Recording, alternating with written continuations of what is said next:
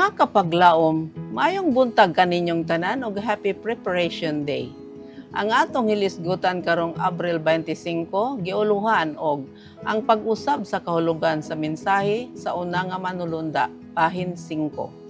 Ang atong teksto makita sa Pinadayag 23:12.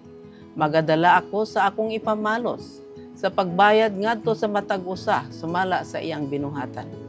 Kapaglaom, gahapon atong gibiyaan si James White nga iyang gibanatan si Joseph Bates sa publiko nga siya nalibog may tungod sa paghukom sa iyang gituuhan nga kini sa dili pang ikaduhang pag-ani.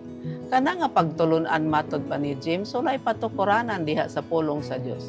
Alang kang James, ang dakong adlaw sa paghukom modangat og usa ka libo ka tuig nga magsugod sa ikaduhang pag-ani.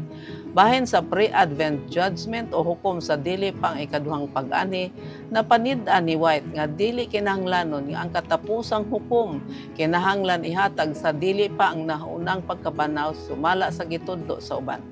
Kaya ang mga ngalan sa balaan gisulat na didto sa langit. Og si Jesus ug ang mga manulonda siguro nga nahibalo kinsa ang mabanhaw og magtigom ngadto sa bag-ong Jerusalem. Busa sa ulahi nga bahin sa September 1850, gisupak ni James White ang iyang asawa og si Bates niini nga topiko sa pre-advent judgment apan mausab kana sa hinay-hinay.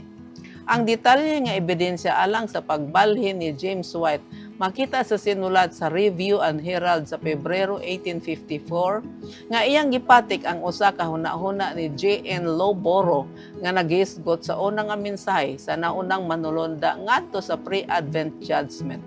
Bisan og wala magsulat niini si Lowborough aron ipatik, nagsulti si James diha sa hamubo nga introduction nga iya lang gihapon gipatik kini tungod kay nakahibalag kini og daghang mga pangutana nga gipahayag nganhi kanamo.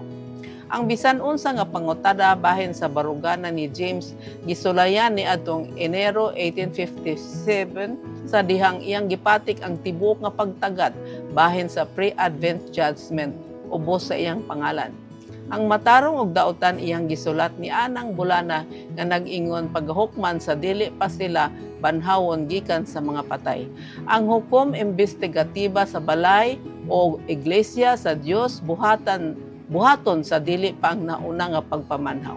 Mauman ang paghukom sa mga daotan, himuon panahon sa 1,000 ka mga tuig sa Pinadayag 20 ug banhawon sila pagkatapos ni ana nga panahon. Ang panultion nga hukom imbestigatiba sa sayo ni anang bulana na unang gamit sa pinatik nga sinulat ni Elon Everts sa 1857. Sa lapad kaayo ang mga Sabbatarian Adventist midawat sa pagtulunan nga pre-advent judgment.